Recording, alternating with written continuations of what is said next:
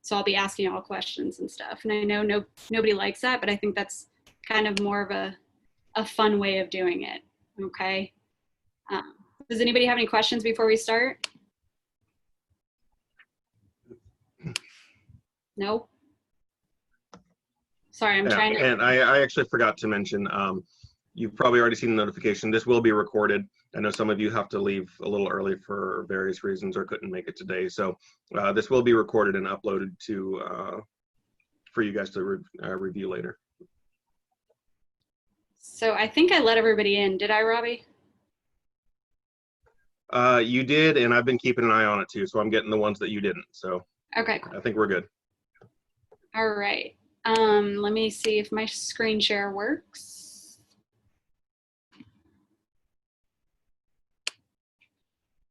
All right, can everybody see? Yeah? So you can see the PowerPoint, right? I'm assuming. How do I shrink this? Hold on. There we go. All right. So this is going to be our kind of cardiology boot camp. So we're going to just kind of go through the main things of cardiology. I tried to touch on everything that is on your pants.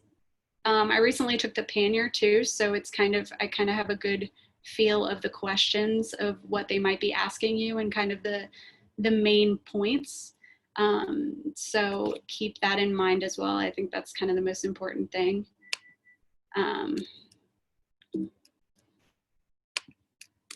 There we go. So it's 13% of the pants, so it's very important. First, we're going to kind of go over the anatomy and physiology of the cardiac system, case studies and discussion. We're going to have a chest pain case study, acute coronary syndrome, a heart failure one, and a vascular disease. And then if we have enough time, we'll kind of do a EKG rhythm review. I'm not sure if we're going to have time to do that though, so bear with me. So physical examination and kind of the anatomy of cardiology, the big thing they'll touch on in the pants is your valves and your murmurs.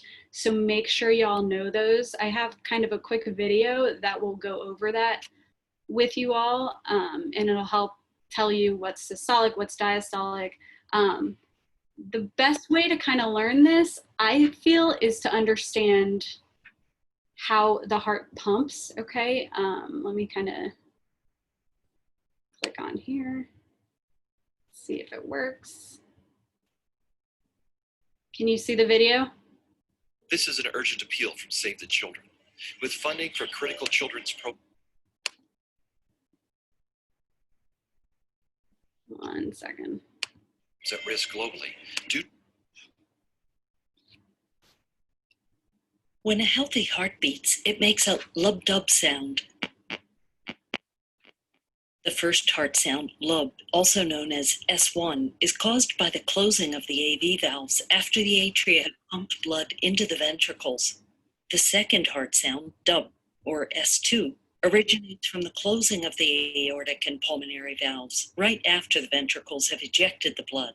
The time interval between S1 and S2 is when the ventricles contract, called systole. The interval between S2 and the next S1 is when the ventricles relax and are filled with blood, called diastole. Diastole is longer than systole, hence the lub-dub, lub-dub, lub-dub. Heart sounds are auscultated at 4 different sites on the chest wall, which correspond to the location of blood flow as it passes. So this is super important, where you auscultate, okay? Because where you auscultate will tell you what valve you're listening to, okay?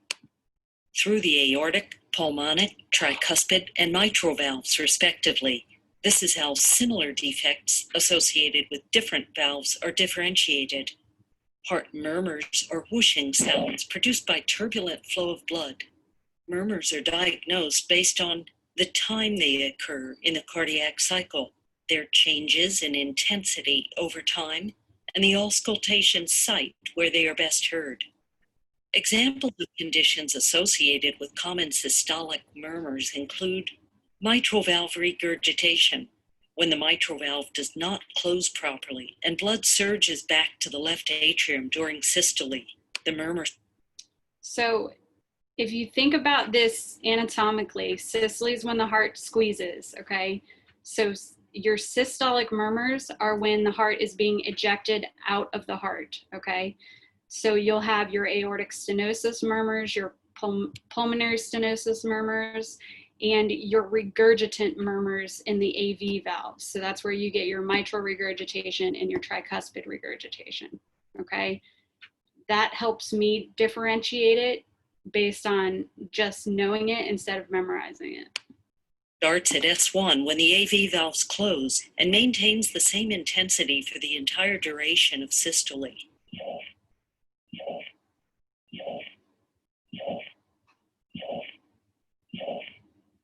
This hollow systolic murmur is best heard at the mitral region, the apex, with radiation to the left axilla.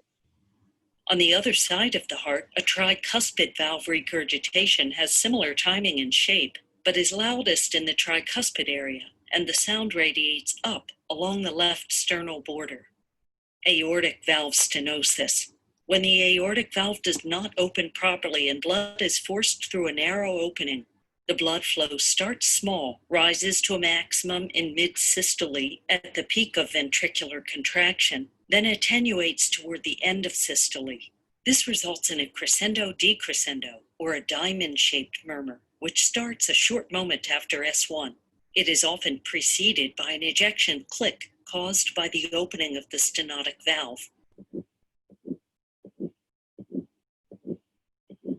Aortic stenosis murmur is loudest in the aortic area, and the sound radiates to the carotid arteries in the neck following the direction of blood flow. Again, on the other side of the heart, a pulmonic stenosis has the same characteristics, but is best heard in the pulmonic area and does not radiate to the neck.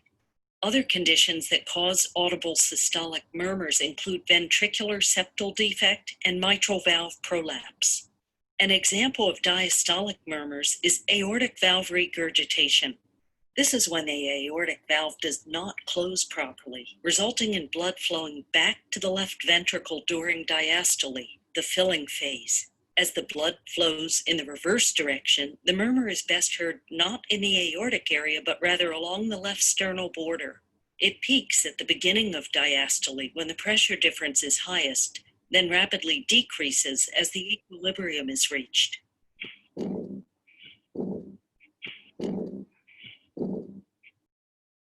Other common diastolic murmurs are associated with pulmonic regurgitation, mitral stenosis, and tricuspid stenosis. Thank you for watching. Please. Out of here. I don't know where my mouse is. There we go.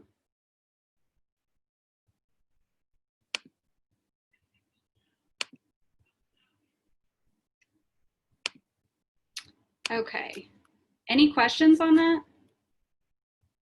No? I'm going to try and bring some of y'all up so I can see you. Hold on. There we go. Okay. So the big key with murmurs is knowing when they occur. So is it systole, diastole, okay? And then knowing what they sound like and where they're located, okay? So aortic, can you see me? No? Yeah. So aortic, pulmonic, okay? Tricuspid and mitral, okay? So always remember that. And then you'll kind of get the key terms in red here, if you can see them. So like mitral regurgitation is a blowing holosystolic murmur, best heard at the apex, radiates to the left axilla. When you have questions on the pants, they're gonna say that, okay? So if you hear that, it's likely mitral regurgitation, okay? If you're a memorizer, you can memorize these things. So mitral valve prolapse, the big key they'll say is a mid-systolic click, okay, within the regurgitation, okay? Tricuspid regurgitation, it's a blowing medium-pitched holosystolic murmur heard best at the left lower sternal border, okay? Sometimes you'll hear an S3, okay?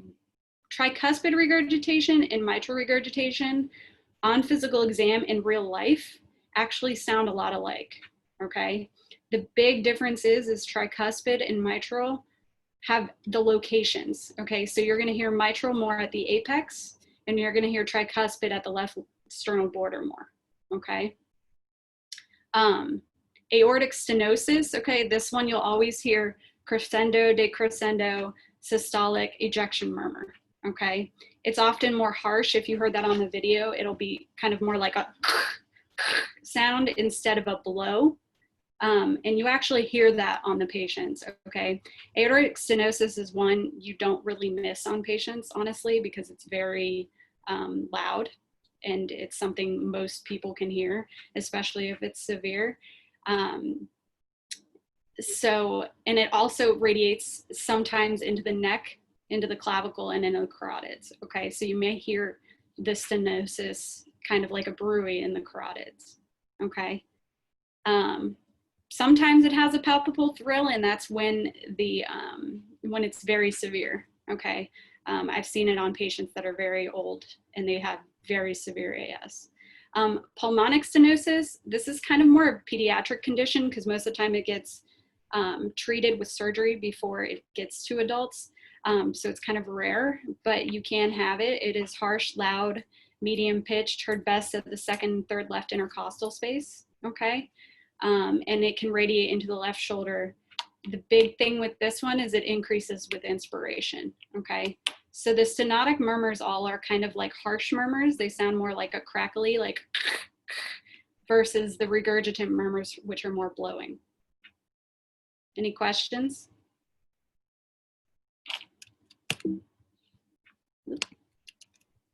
All right, so your diastolic murmurs. You have your stenotic murmurs, so mitral stenosis. This you get primarily with rheumatic fever, okay? So you'll always have that patient that had rheumatic fever as a child, comes in their mid-30s, 40s with a new murmur and maybe in heart failure. Those are the kind of patients you'll see. It'll sound like the key term that you'll hear on your test is a mid-diastolic rumble, heard best at the apex with the bell, while the patient's laying in the left lateral decubitus position, okay?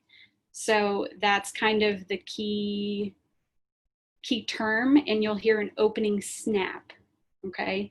So remember whatever's in red, make sure you have it memorized because this is likely going to be on your test, okay? Tricuspid stenosis, so that's a diastolic rumbling murmur as well, heard best at the left lower sternal border. So once again, the way to distinguish these two are just kind of where you're hearing them, okay? Aortic regurgitation, it's a soft, more of a blowing type of flow murmur, essentially. It's heard best at Erb's point along the left lower sternal border, okay?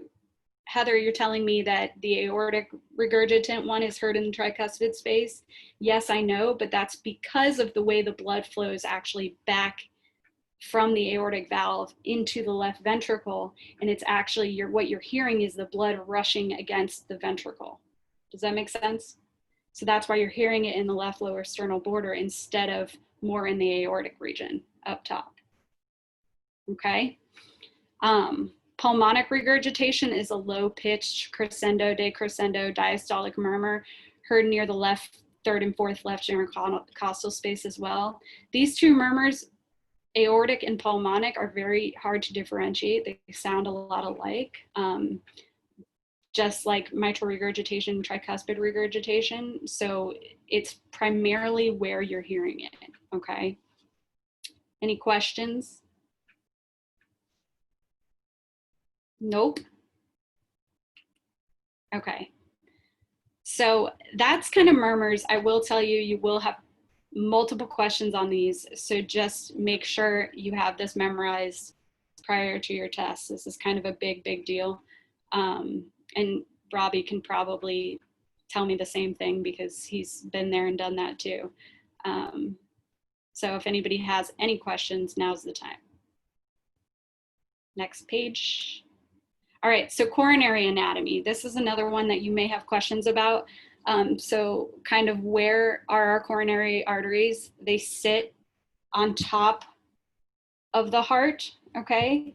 They don't go essentially into the muscle until they get the finer, smaller vessels, essentially, okay?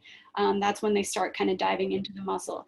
But your main coronary arteries sit on top, and then your pericardium sits on top of that, okay?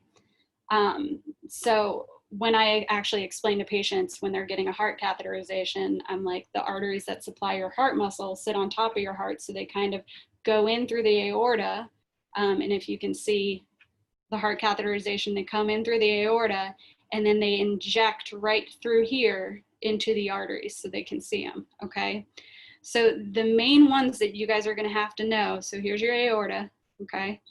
The main ones you're gonna have to know is your left main coronary artery, okay? This one comes off the left coronary cusp.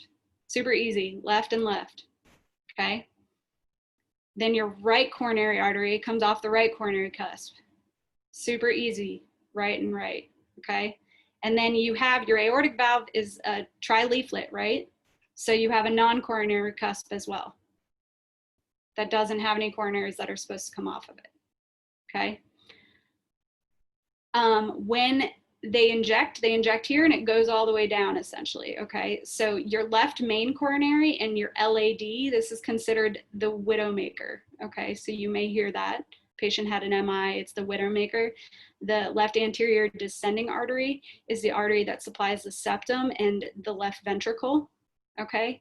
And the bottom of the heart. So that's your main pumping chamber, and that's why it's such a big deal that when people have heart attacks, if it's in that space, why it can cause so much damage, okay? So you kill that area, your heart's then not pumping to the rest of your body. Oops, told you I'm not tech savvy. Okay, so that's your LAD, and then we move on to the circumflex. So your circumflex artery is, you can say left circumflex. It wraps around the left side of the heart and goes all the way to the back, okay? So this provides the lateral wall, okay?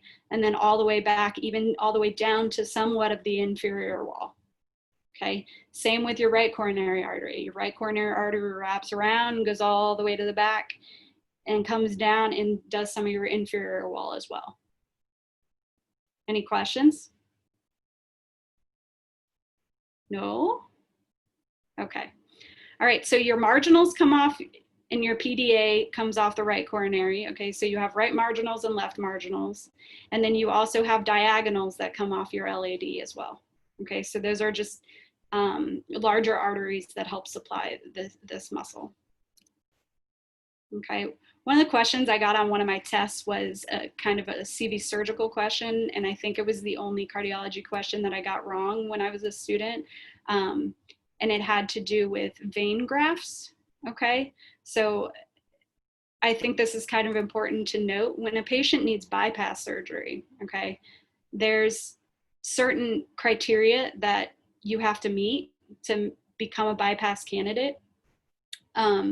You either have to have multi-vessel main artery disease, so it has to be the right, the LAD and the circumflex, or you have to have left main coronary artery disease, okay? Because this left main supplies everywhere, okay? It's more dangerous to stent, essentially. Does that make sense?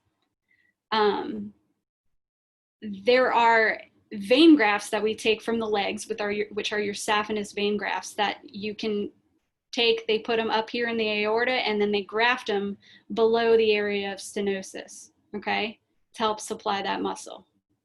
Okay, so those are called SVGs or saphenous vein grafts, okay? You also take, the surgeons also take an artery called the lima, so the left internal mammary artery, okay? And that's an artery, not a vein, okay? It's better because it's an artery, okay? So you're supplying a new artery with an artery, okay? They're more vessel compliant.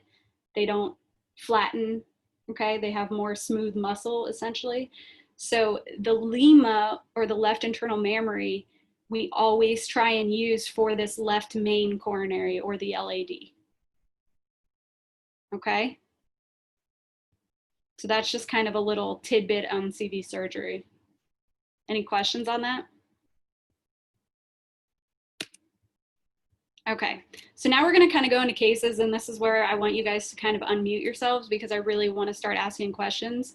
And you guys are gonna kind of be the ones that drive this for us. So the first case is Mr. Corona, since we're in that time nowadays. It's a 56-year-old African-American male with past medical history of diabetes, hypertension, dyslipidemia, chronic kidney disease, who presented to the hospital secondary to chest pain. He states he's been having chest pain for 2 days. It's been coming and going. Pain is substernal, pressure like in nature, radiates into his left arm and jaw. He states that rest relieves the pain and that exertion is worsening the pain. He denies any syncope, near syncope, sweating, nausea, vomiting, edema, orthopnea, PND, palpitations, fevers, chills, or cough. Denies any worsening of the severity and states it has not been increasing in frequency. He's never had chest pain in the past, okay? His vital signs are relatively stable. Blood pressure is a little high. His physical exam is pretty unremarkable. So what do you guys think this could be? And I'm not moving on until somebody answers.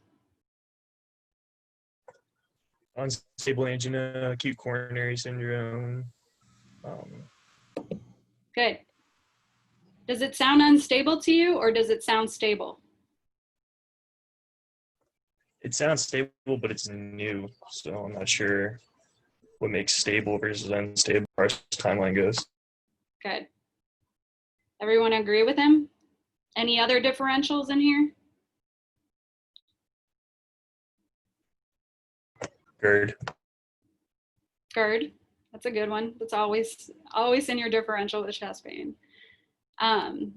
So what is the chest pain differential? So this is the big thing in cardiology, okay? You're always going to have patients with chest pain, and the differential is so massive and broad that your history is super, super important, okay? So what I would call this is stable angina, okay? The reason why I would say that right now is because it has not increased in severity or frequency, okay?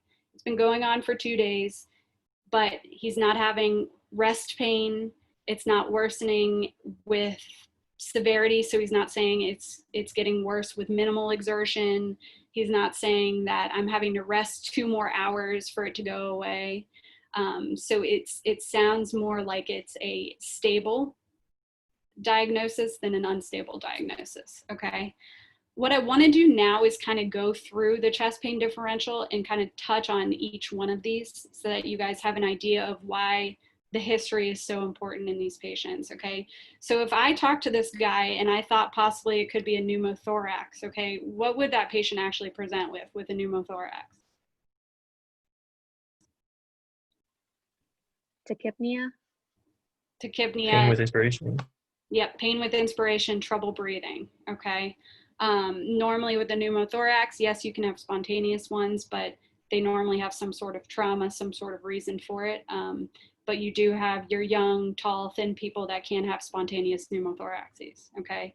What would you see on chest x-ray? Usually in the apex, you'll see like signs of there's no lung tissue in that area. Yeah, so you'll see essentially a line of where the lung pleura is, and you'll see airspace in that chest x-ray. Normally at the apex, you're right, because air rises. So a PE, what would the history be for a patient that came in with a PE? Recent surgery. So they would have some sort of Virchow's triad, right? So what is that? Venous stasis, hypercoagulable state, or injury to the Exactly. injury. So think, and PE is a big one. A lot of times we do see patients that come in with chest pain and they're actually having a PE. Okay, I will tell you I've diagnosed at least 100 in my lifetime, so it is a big deal. They normally do have one of Virchow's triads, so they'll be on a plane flight for 10 hours. So venous stasis, okay, recent surgery where they're bedbound, okay. They may have cancer, so a hypercoagulable state, or it's a person who's on estrogen therapy, hypercoagulable state, okay, or any sort of trauma to the area. So I've had patients with crush injuries that come in with a PE later on, okay. So those are big ones. What will the symptoms be of the patient? What do PEs sound like?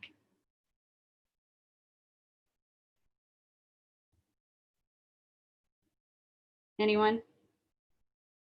Okay, so the patient will normally complain of sudden onset chest discomfort. Okay, they'll be fine one day and then they'll come in and they'll say, I just started having this pleuritic chest pain out of nowhere and it's constant. It doesn't go away. It may worsen with exertion. They may have some shortness of breath with it. Okay, so a PE is very different than an anginal person. Okay, because it's more of a sudden onset and it's more of a pleuritic pain. Okay, they'll have pain with deep inspiration, things like that. Okay, this is a big one. This is one you don't want to miss. So I do want to kind of have a really good touch on it. Any questions? They may have lower extremity edema on one leg versus the left, because where do PEs come from? DVTs. Okay, so you got to be very mindful of that. Okay. All right, pneumonia. What do patients present with? We can kind of lump pneumonia and pleurisy in the same category, but what do they come in with? And I kind of just gave you the answer. What are their symptoms?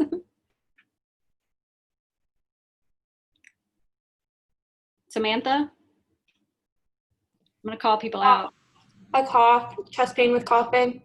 Yeah, so they'll normally have like chest pain, cough. It's more of a pleuritic chest pain too, with deep inspiration or with cough.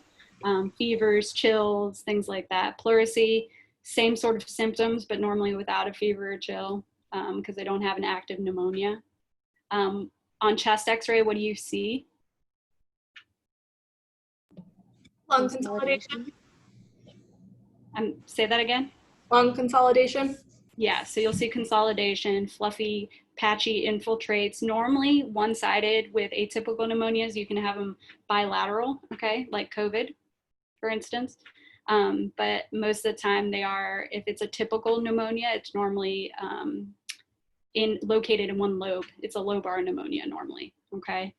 Lung cancer, so those normally are asymptomatic until they get real bad, okay? But you will have cough, non-productive coughs, things like that. And what you'll see on chest x-ray on those is you'll see an actual nodule or mass, okay? They normally have a smoking history for lung cancer patients or a family history of lung cancer. So always think about that. You know, I don't know why pericardial effusion is over here, because it's not really respiratory, it's cardiac. So I probably should move that over, but a pericardial effusion, you can have chest pain from, because it can cause some pericarditis, okay? And we'll talk about that in a little bit. Another big thing is any musculoskeletal causes. So when it's musculoskeletal, what does that kind of sound like when the patients come in complaining of chest pain? Can be reproduced by touching the spot. Yep, so it's normally spot tenderness, reproducible. It's normally pleuritic as well, so it'll hurt when they take a deep breath or when they move their arms or upper chest area. They'll normally have some sort of trauma or some inciting thing. So I never work out my chest, so I'm pumping iron all of a sudden, and then I feel a pop, and now I have chest pain, okay? So that's kind of what you'll hear on history like that, but it will be palpable and reproducible normally, okay? And that includes like fractures, bone metastases, osteoporosis. You'll have radicular pain as well. Sometimes you'll have pain from the spine that comes around and will wrap around, and the patients will even say like, it feels like it's on one of my ribs wrapping around my chest. And then you can have muscle spasms too. Anywhere there's a muscle, you can have a spasm as well. Breast, you can have mastitis. So anybody breastfeeding, always be concerned about that. You can see this on physical exam. It's pretty known that they have mastitis. They won't really be complaining of chest pain, more breast pain essentially. So that's pretty easy to differentiate based on history. Gastrointestinal, I think it was Kyle that said GERD. So this is a big one to differentiate. What do the patients complain of when they come in with GERD? with reflux?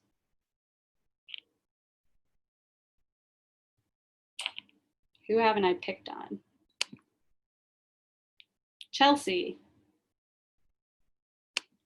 So just like burning feeling in the chest area. They might also just have, it might be worse with certain foods. Right.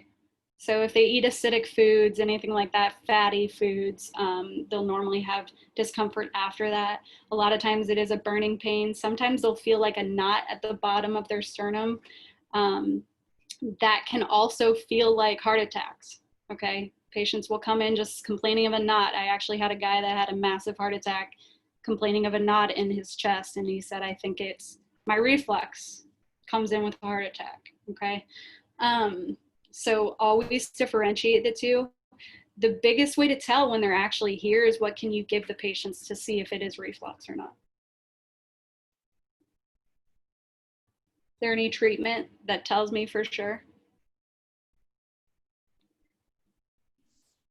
You could do like a GI cocktail with like lidocaine if it goes away. Yeah, perfect. So that will absolutely help you differentiate. If it's an outpatient that comes in with these sort of symptoms to help you differentiate, you can try them on an H2 blocker or PPI. If you have any concern that it is heart pain, don't mess around with it though, okay?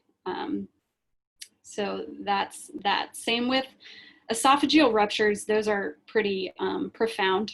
Okay, if a patient comes in with an esophageal rupture, they'll be in tons of pain, they'll be septic, they'll be very, very sick. It's not something that you will miss really with stable angina.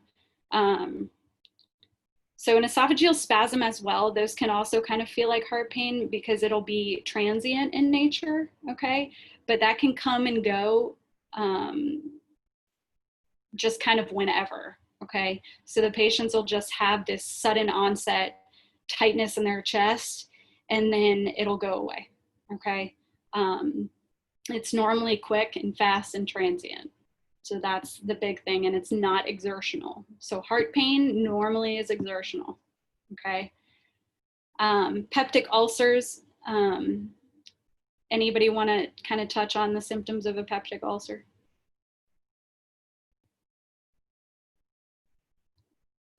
Who can I bother? I can't see everybody. Lauren? So it could present with kind of like a burning pain. They could have blood in the stool or anything like that, signs of bleeding or anemia. Yeah, so it's the same sort of thing as reflux. You'll have a burning pain. Sometimes it's a knot in the substernal region, like the epigastric region. But they normally, if they have a bleeding ulcer, they'll have associated melena with it. So it'll be dark tarry stools because it's upper GI. Okay, so you always want to kind of ask that. So cholecystitis, sometimes you can confuse this with some sort of cardiac chest pain, but cholecystitis normally is right upper quadrant pain, okay? They'll come in with feverish chills, somewhat of a septic picture. How do you diagnose that? What test would you need? You don't see it on chest x-ray, right? You don't see it on an EKG. You don't see it. Where do you see it? What would you order if you think this is cholecystitis? Ultrasound? Yeah, right upper quadrant ultrasound, okay? And you can see the gallbladder that way, and you can see if there's any stones, obstructing stones or anything like that, any inflammation, okay? And I know I'm not a GI doctor, but we are getting deep into this because it's all very interconnected, okay? Pancreatitis, I see this a lot as well. The patients will normally come in with epigastric pain, okay? A lot of times they're alcoholics, okay, but there are many other causes of pancreatitis. Sometimes if I do think it sounds more GI in nature instead of cardiac in nature, I will order a lipase just to kind of rule it out and see. So always have that on your differential, okay? That's the same. You'll also have like a coming and going kind of epigastric pain. Anyway, gastritis, so same sort of thing. It'll be a burning pain kind of in the stomach region. But you always want to kind of think about these things when these patients come in for history, okay? I think they taught me in PA school, never let clothes get in the way of your physical exam, okay? So that's where this is a big one, your herpes zoster, so your shingles, okay? Patients will come in with chest pain that radiates, and you'll be like, oh my God, this is angina, da da da, but then they'll tell you, oh, it's kind of more like a tingling and a burning sensation, and now I have this rash, and you're like, oh, okay. So you'll have a herpetic looking rash, but it does happen a lot on the chest, okay? So always have that on your mind too when these patients come in. So psych, okay, this is a big one. When you're a student and when everybody starts, I always tell everybody, have this extremely low on your differential, okay? Don't expect everyone to have their chest pain be anxiety, because chest pain can be all of these things and more, okay?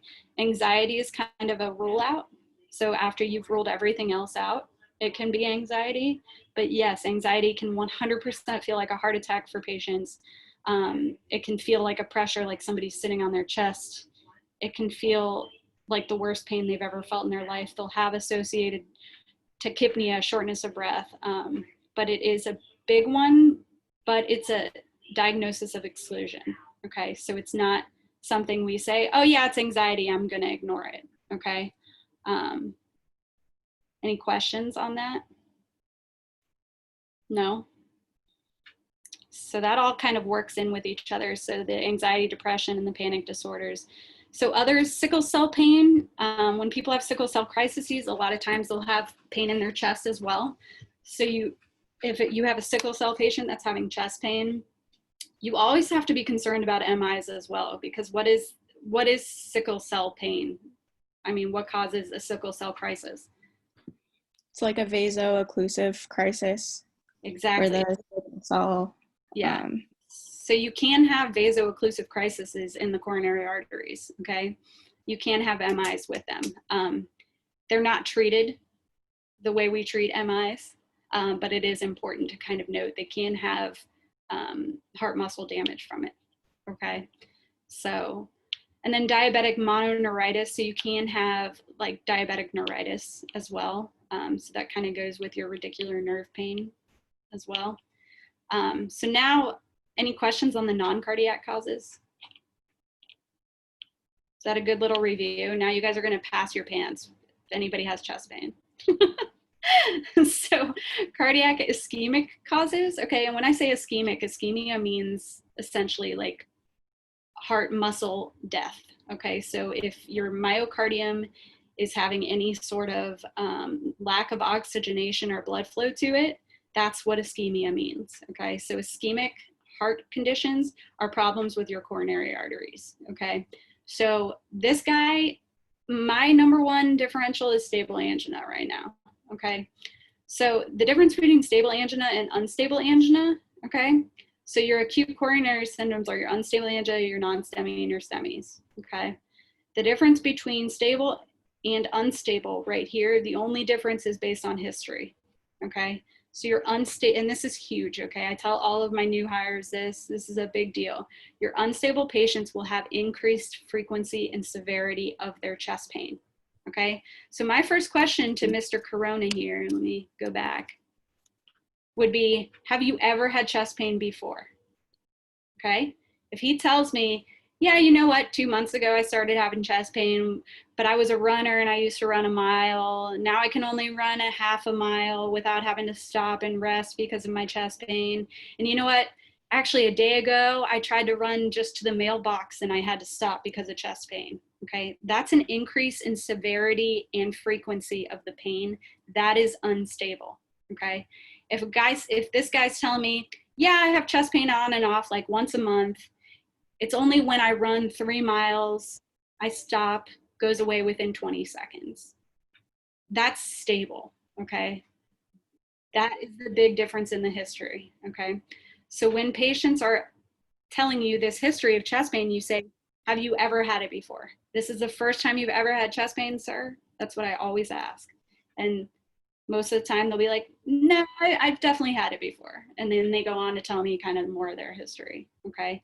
So the only differentiating thing between stable and unstable is their history. Make sense? Okay. Your acute coronary syndromes are MIs, okay? So these are your higher risk patients, okay? So unstable angina is an MI. It's an unstable picture, meaning they're having ischemia, essentially, okay? That's an ischemic picture normally. Most of the time when you cath them, they have a critical lesion. Rarely have I cathed an unstable angina person and they've been normal, but it does happen, I will say, but most of the time they'll have an ischemic lesion, okay? Your non-STEMIs and your STEMIs, we'll kind of talk about that in the future, but we'll go there. Coronary vasospasm, so your Prince-Meadows angina patients, these will behave just like heart attacks, okay? They'll come in saying they're having crushing pressure like chest pain. They'll have Levine sign where they're holding their chest and stuff like that. So they'll feel just like a heart attack. They may even have elevated troponins, okay? So vasospasms are real. That's your Prince-Meadows picture, okay? Does anybody know how you treat that?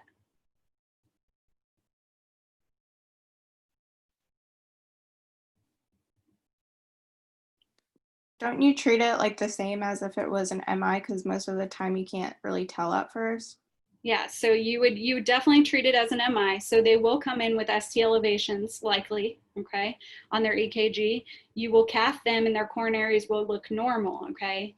We give them nitro during the cath, and sometimes it can cause a vasospasm, okay? So what happens is you can induce a vasospasm and then they can give them nitro, and then we know for sure that it is a vasospastic type of picture, okay? So the treatment for Prince-Meadows anginas are actually nitrates and calcium channel blockers, okay? So that helps keep the arteries essentially open and helps stop the spasming. That may be a question too on your boards. I don't know why they like that so much. All right, hypertrophic, any questions on that at all? No? Is Okay. it DHP or non-DHP calcium channel blockers? So your cardiac, so it's normally, you can, basically it's any of them, and Robbie, correct me if I'm wrong, but it's normally your cardazems and your verapamils. So we'll start patient on cardazem normally.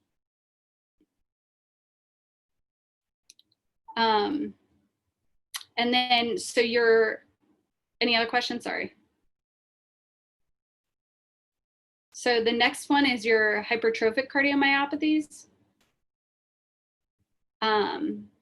So what will the patients come in complaining about with this?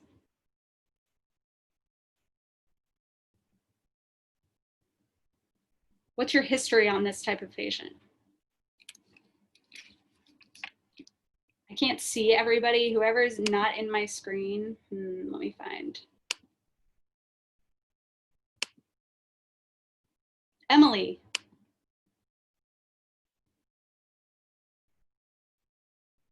Are you there? Yes. Sorry, what was the question? It cut out. It's okay. So your hypertrophic cardiomyopathies, what does your patient come in complaining of? What's their history?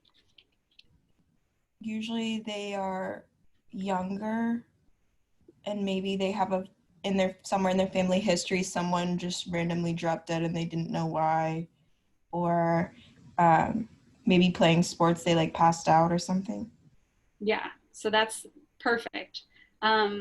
This is a big cause of sudden cardiac death in young athletes, okay? So always remember that. That's a question they'll probably ask you.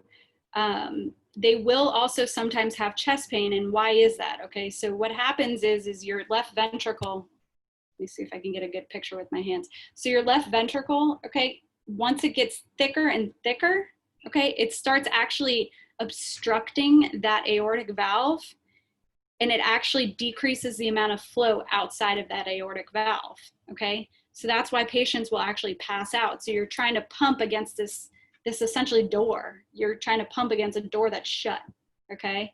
Or half shut. And so only a little bit of blood flow gets there. And so what happens is only a little bit of blood flow then can fill in diastole, okay? So the heart fills the coronary arteries in diastole. So when the heart relaxes, it's still thickened and it's not able to fill as much because the blood flow coming out isn't as much. Does that make sense?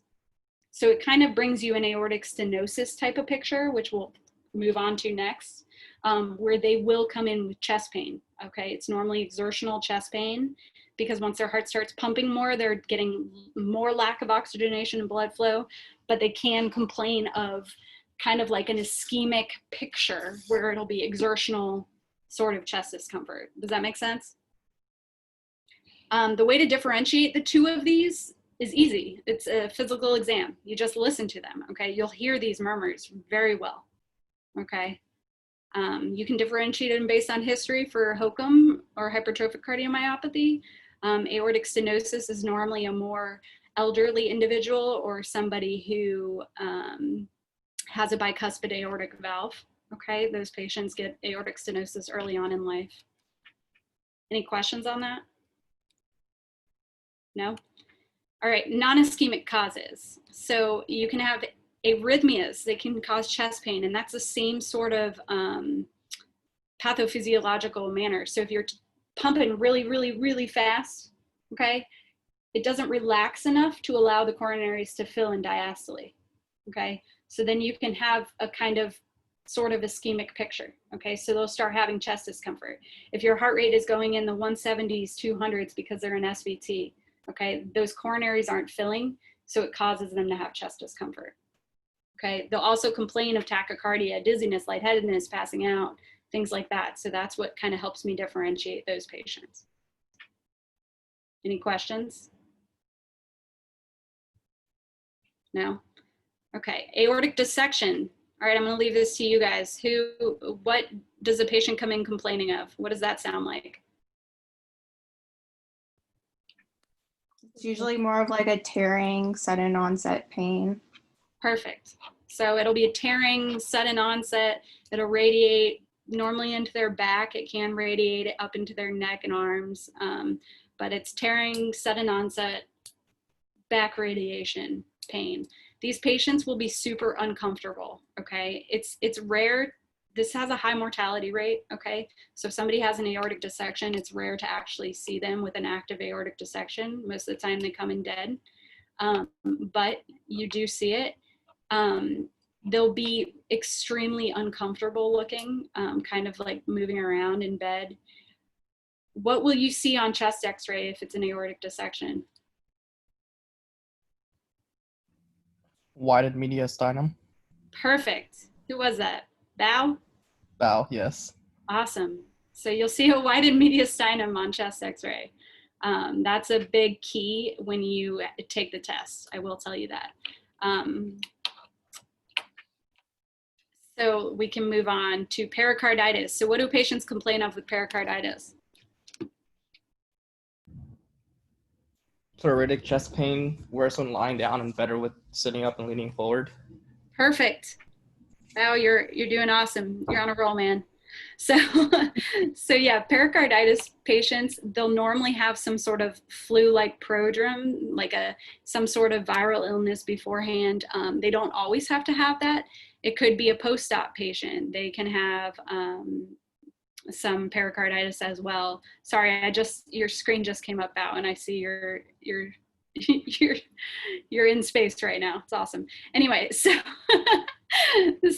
the pericarditis patients, the history will always be constant pleuritic chest pain, worsens with inspiration.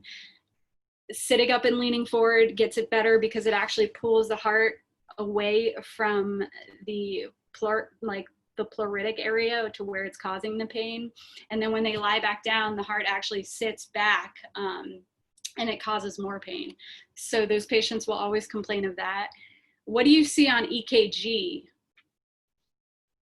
for pericarditis? Diffuse ST elevation. Good job. So you'll have diffuse ST elevation. So these are all key things that I'm hitting right now. And PR depression is another one. So you'll see PR depression, that's a big one.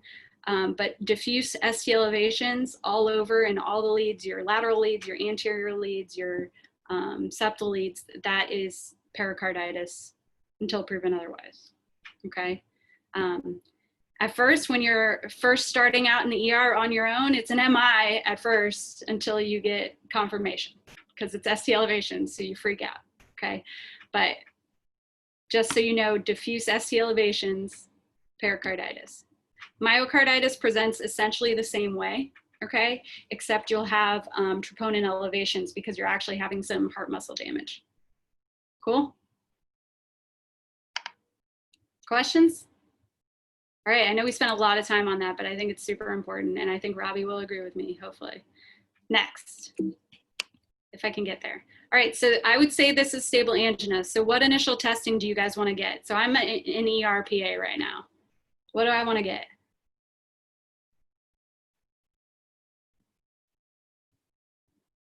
Labs? Anyone? Troponins. Troponins. What else? EKG, CVC, CMP. Beautiful. Chest X-ray.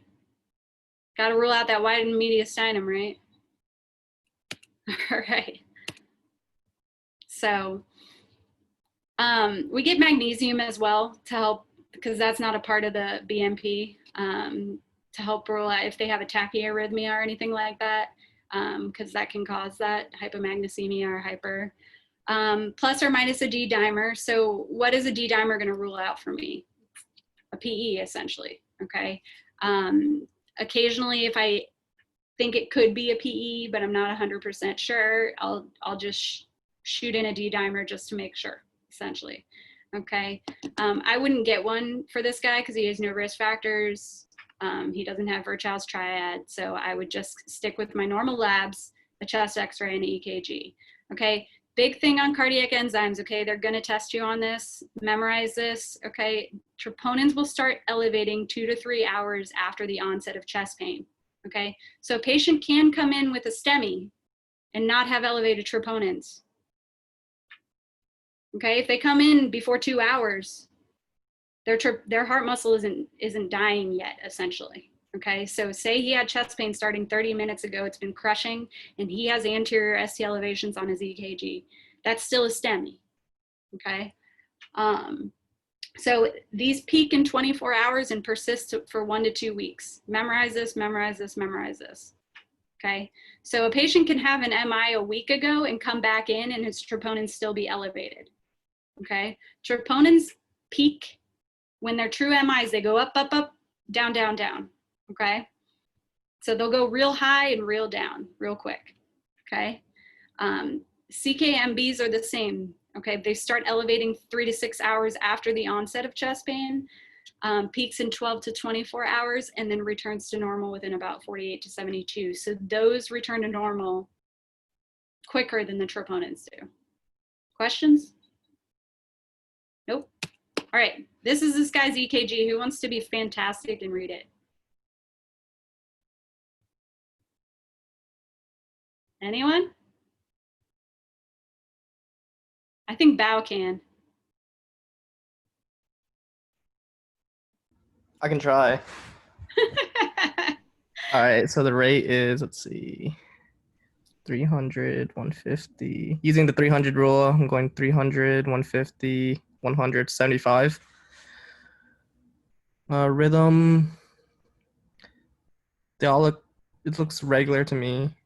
Rhythm axis, look at one and AVL. So one's up, AVL's down. So that'll be left axis. Look at lead 2 is up, so physiologic left axis deviation. Hypertrophy. So for axis, you're looking at 2 in AVF. One in AVF. Got it. So it's just normal axis. Yeah. Next. Hypertrophy. Let's see. Look at V1 would be right ventricular hypertrophy would be R greater than S, but I don't see that. Or left ventricular hypertrophy. I don't see any. Wait, let's see. Hold on. The S in V1 and V2 plus the R, I think, in V5 and V6. Or I could have mixed that up. It's greater than like 35, but 1, 2, 3, 4. I don't think there's any hypertrophy. No, you're good. And then an This injury. guy came in with chest pain, so now this is the most important part. I'm looking for any STEMIs or ischemia, so ST depression or elevations. And I don't see any at all. Yep, so we're looking good. So there's no T-wave inversions, no ST elevations in any of the leads, and no ST depressions, okay? So this is essentially, it's normal sinus rhythm. Cool, it's a normal EKG, pretty beautiful. Chest x-ray was normal, labs are normal, troponins are negative, okay? So what's my diagnosis? Stable angina, woohoo, what we thought. Okay, so what do I do? Oh, I went too far. What do you want to do with a guy that has chest pain, multiple risk factors for heart disease? Admit him. Yeah, you're the ERPA, I forgot about that. Okay, admit him, consult cardiology, then what does the cardiology PA do?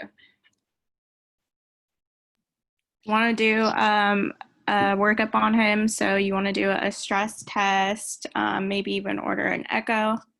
Good, so I would definitely do a stress test on him, okay?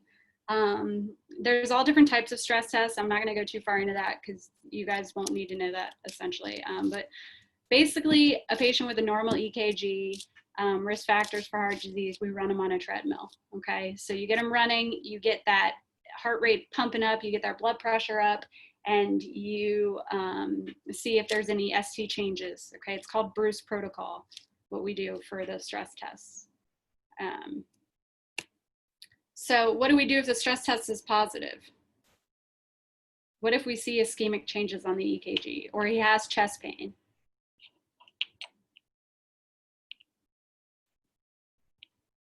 What's the gold standard? Andrew?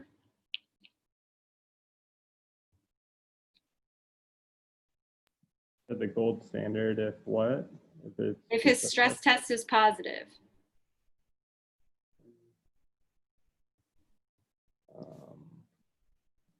Would you want to do a cath? I'm not sure.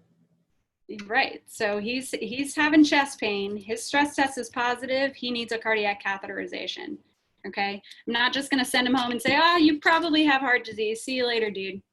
Not a cool deal, okay? So if his stress test is positive, we do a heart cath, okay? It depends upon how positive they are, but I don't wanna get too deep into that, but we do a heart cath on them. And then we can see if the arteries are clogged or not and then fix them, okay? Cardiology is plumbing or electrician, okay? You're a plumber or an electrician, okay? We have to deal with the plumbing on this guy.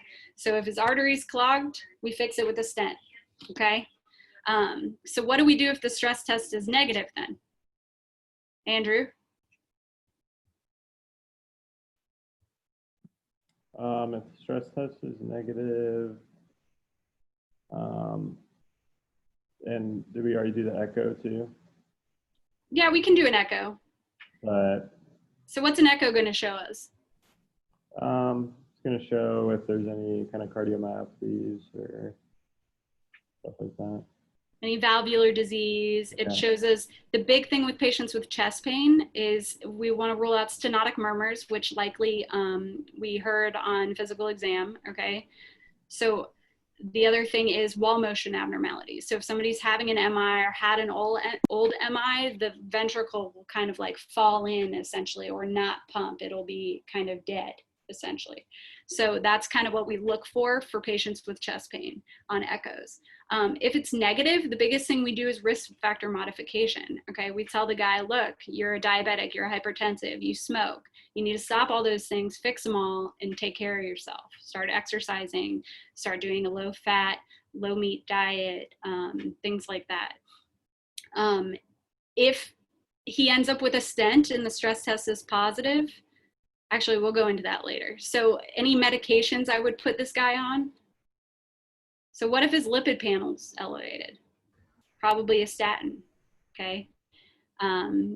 That's part of risk factor modification. We wanna make sure he's on his antihypertensives, all those things.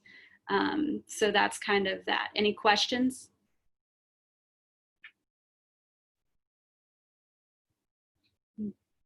Cool. And we'll kind of move into more of the medications on this next case, because that's why I didn't want to dive too deep into it. But positive stress tests, cath him. Oh, next. All right. So next one, case 2 is Miss Virulence. So she's a 67-year-old female, history of hyperlipidemia, hypertension, presented to the hospital, chest pain. She states that she's been having exertional chest pain, in which is substernal in nature and radiates to her jaw. Discomfort has been going on for about 2 months now, in which she feels it lasting longer and now worsening in severity. 2 months ago, she would rest for a minute and the pain would go away on its own. Now she's resting and the pain will not subside. Minimal exertion aggravates the pain. She also has associated shortness of breath, lightheadedness, and diaphoresis with the discomfort. She presents this morning because the pain woke her up in the middle of the night and has not subsided. Okay, so what does this sound like to you? Lauren? An MI. Yeah, so this sounds like, based on this picture, it sounds like some sort of acute coronary syndrome, right?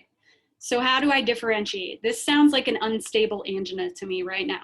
Okay, she's having an unstable type of picture. It's increasing in severity and frequency. Okay, so it's either, I don't have labs yet.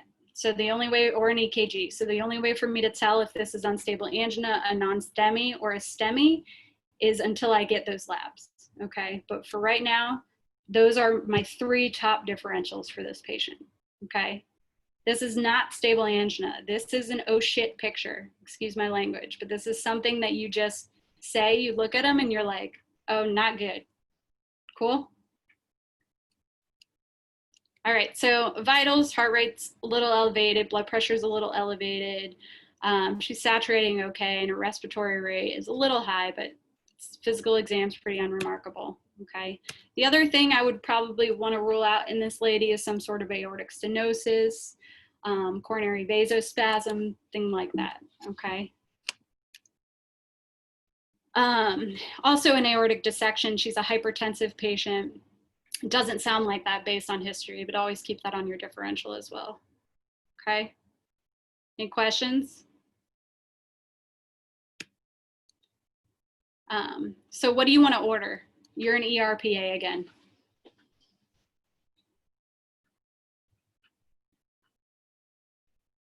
Someone who I have not called on. Lauren Davis. Where are you? Yeah, I would do the same stuff like EKG, when it gets your troponin, CBC, CMP. But since we know that it is most likely an MI, get ready for heart cath and get the TPA. All right. So you're in a rural setting then if you're TPAing, huh? Yeah, you never know. You never know. So that's actually, I'm glad you brought that point up. Okay, so if you don't have the capability of getting the patient within 90 minutes to a catheterization facility, which is actually extremely rare now, but it does happen in rural areas. It's a 90-minute window, essentially. So you want to have them, they call it the door to balloon window. You want to have them cathed by the time they walk into the ER to 90 minutes, essentially. And if you can't get there, TPA is also an option if you cannot give them a heart catheterization. So I'm actually really glad you brought that up. Okay, so EKG, chest x-ray, BMP, MAG, CBC, cardiac enzymes, plus or minus. I wouldn't even get a D-dimer on this patient, but I always add that in there because I always want people to think about PEs. Don't ever miss a PE. Okay, this is the same thing about the cardiac enzymes, so we'll move on. But it is important, so memorize it. First troponin's elevated. It's 1.25. Okay, your chest x-ray is normal. There's no wide and mediastinum, so I can pretty much rule out aortic dissection. Doesn't sound like it anyway. All right, here's our EKG.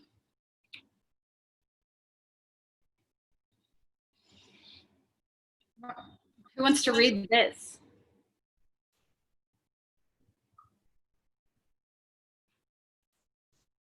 Anyone? Lauren Davis, do you want to read it? I don't want to, but I will.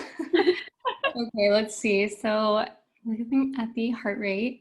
So we have 300, 150, 70,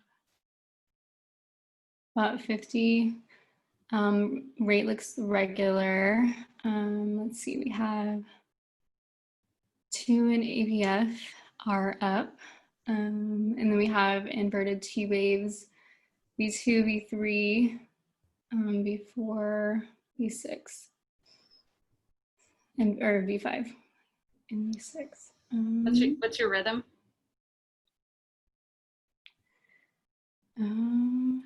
Bradycardic or Brady, since we're at 50. Yeah, is it sinus?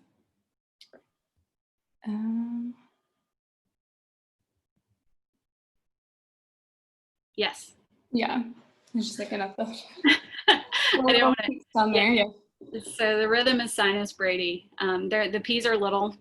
They're hard to see actually, even in the rhythm lead, but you can see them here, and they're married to every QRS.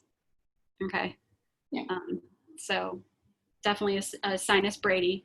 The big thing with this is the patient came in with chest pain, unstable picture. I don't see any significant ST elevation. So we're looking at our inferior leads here. We've got some T-wave inversions inferiorly and some kind of flattening, but no ST elevations there. Okay, moving to our lateral leads, 1 in AVL. T-waves are normal, no ST elevations or depressions. V5 and V6 are also your lateral leads. We do have some T-wave inversions here that are contiguous, okay? A little mild SEL depression, but not anything that's significant. It's got to be at least 2 boxes in the precordial leads to matter, okay? If you're looking at your septal, okay, we have septal Q wave here, okay? This tends to go down. Your V1 always should be negative, but most of the time there's an upslope here, okay? If there's a Q here as well, which we actually have an upslope, it's not as concerning, but that can tell us that it is an MI. We do have some T-wave inversions. These are symmetric and nasty looking, okay? When your T-waves are symmetric like this and pointy, these are dangerous looking, okay? Does that make sense? So these are T-waves that I don't like. If they were asymmetric and kind of like more of a U essentially, then not as concerning to me, but it is a T-wave inversion, so it does suggest ischemia, okay? Your STs are starting to flatten as well, which does concern me a little bit as well. So I would consider anterolateral ischemia on this patient. Okay, so what do you want to do now? Okay, we have a troponin elevation and we have some EKG changes. What is the diagnosis?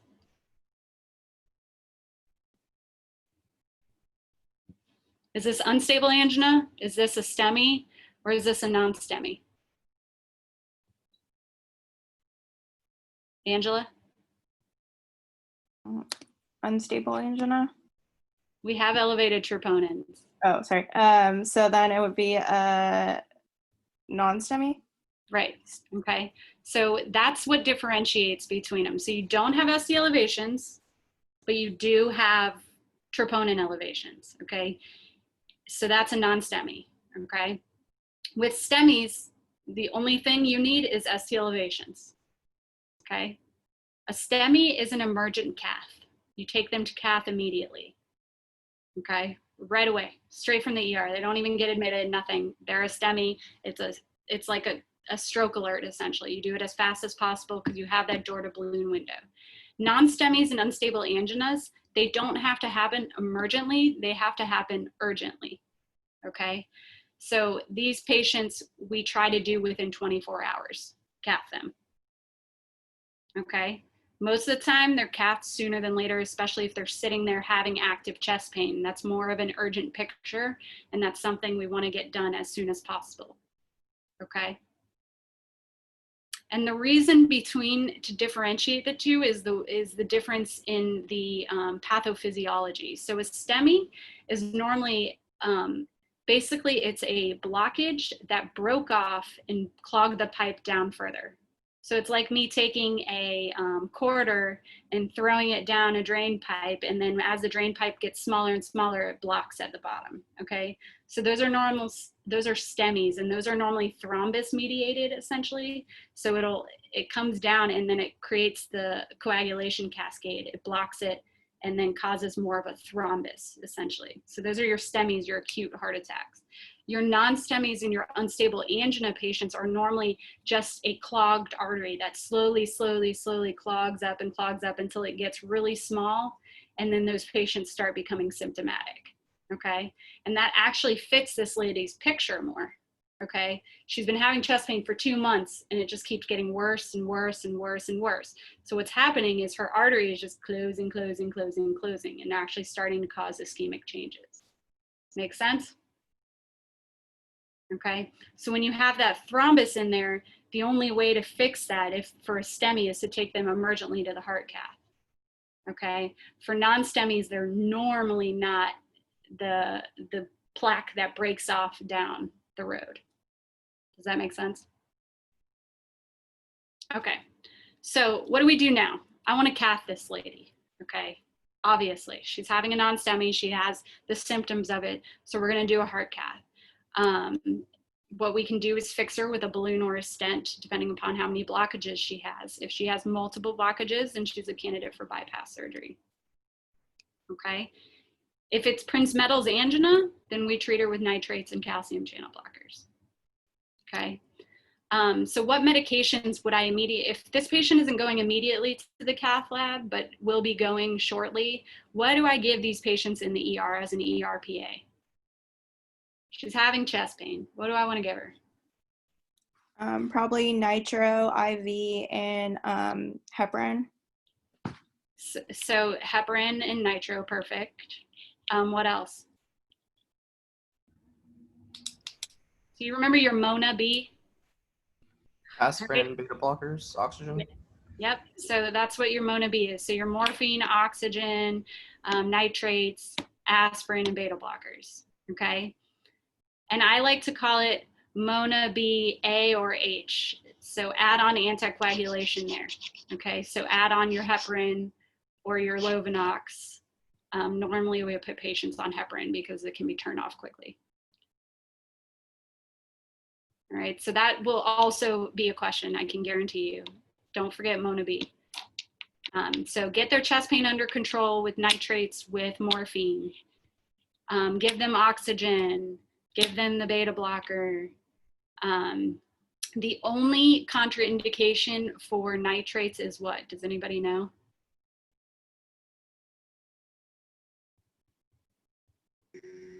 Low blood pressure. That's one, yeah. Or they took Viagra. Yep, there you go. And then also if they're having, you want to be careful if they're having any sort of inferior MI with any nitrates as well. Okay, because if it's an inferior MI, what happens is they can lose preload essentially.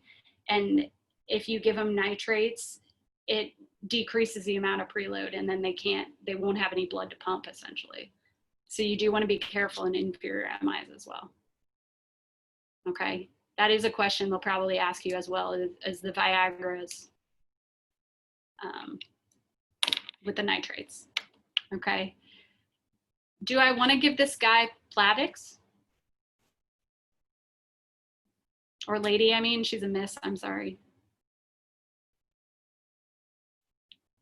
I would leave that up to the cardiologist, okay? We do load patients with Plavix, but it can cause problems if they're gonna go to bypass surgery. So always call. The Mona B, you're never gonna go wrong with as an ERPA, okay? We expect you guys to have already done that, okay? But if I'm a cardiology PA, that's one thing that I always do is I call my physician. I say, hey, if we're not going to take this patient immediately to the cath lab, do you want me to load him with Plavix? Okay, because we want them on aspirin and Plavix. All right, so what happens after stent placed? What do we give them? What medicines? What do they need to be on? I just send them home and say, bye, you're fixed forever. See you later, dude.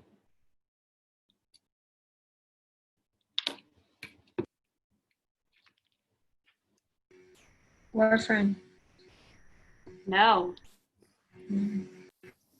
So that was actually, a lot of people think that. They think stents need warfarin. So I'm glad you said that. So heart stents and peripheral arterial stents, so say it's a posterior tibial stent that they place, those require dual antiplatelets, your aspirin and your Plavix, okay? The stent itself is either drug-eluting or non-drug-eluting, meaning they have drugs that help keep that stent open, essentially, and they're actually like chemotherapy agents that are put in the stent that actually stop cell formation around it, because what happens when you put anything that's foreign in the body is the body starts to try and get rid of it, okay? So what you have to do is give them anti-platelets, because the platelets will try and come and attach to that stent, and then it can form a thrombus. And you're in even more trouble than you were in the first place, okay? So you have to stop the platelets from doing that. So dual antiplatelet therapy. So you put the patients on aspirin always and some other antiplatelet. So normally a Plavix, there's also a drug called Brilinta and a drug called Effient that we put these patients on, okay? Warfarin and Eliquis and the NOACs, essentially the blood thinners, okay? Your vitamin K antagonists, those kind of drugs, those are not used for stents yet, okay? They have not had approval fully and definitely not on the test, okay? So that's a good question. Any other medicines I should put this patient on?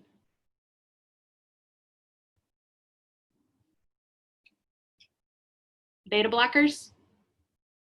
They have heart disease, so they need a beta blocker, okay? They're probably gonna need aspirin and a beta blocker forever. Okay, make sure their heart rate and their blood pressure can tolerate it, but put them on that. I like to send patients home with nitrates as well as needed. So if they start having chest pain some more, they can take some nitroglycerin and see if it goes away. That requires a lot of education as well, because you don't want them to drop their blood pressure and pass out. The other thing they need is a statin. Okay, they have heart disease now. They absolutely need a statin for the rest of their life.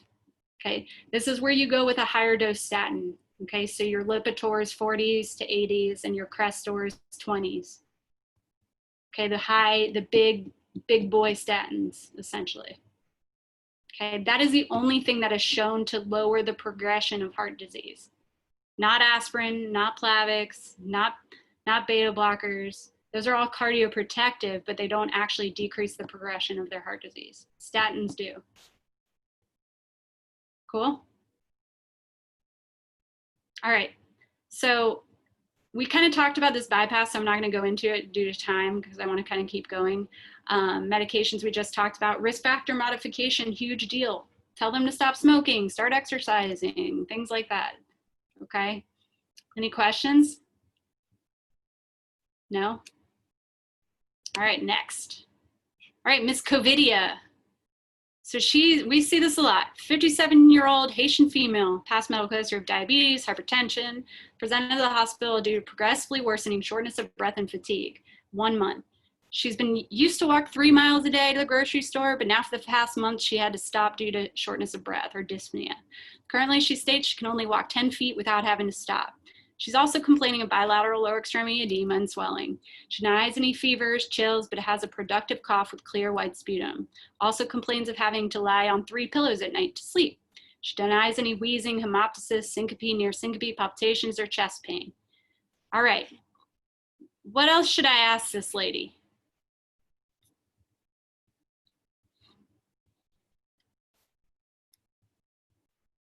Any answer works. Has this happened before? Good. So has she ever had this before? No, this is kind of new for me. What else I would ask her is, have you ever had any sort of chest pain, chest pressure, any sort of weird thing that happened months ago prior to all this? Okay. This lady sounds like what? What's our number one diagnosis right now? CHF. Heart failure. Okay. Heart failure, about 50% of the time, is ischemic in nature. Okay. Meaning they had a heart attack, it caused the heart muscle to die. Now they're having heart failure. People can have silent MIs. Okay. So they can have no symptoms and then suddenly have heart failure. Okay. They can have an MI and just ignored the chest pain, lived through it, and now they have heart failure. Okay. So I always ask, like, did you ever have chest pain in the past? Any sort of thing like that? So basically her vitals are a little abnormal. Her O2 is a little low, her respiratory rate is high, her physical examination, she has JVD, she's got bilateral lower extremity edema, crackles at the bases, she's got an S3. So our differential sounds like heart failure, right? What else do we have to rule out? Probably a PE because she had a low O2 and tachypnea, and then also like pneumonia since she had cough and adventitious breath sounds. Beautiful. All right. So we got them all, okay? So what initial tests do you want? We want kind of the same thing. CMP, CBC, MAG, troponins, chest x-ray, EKG.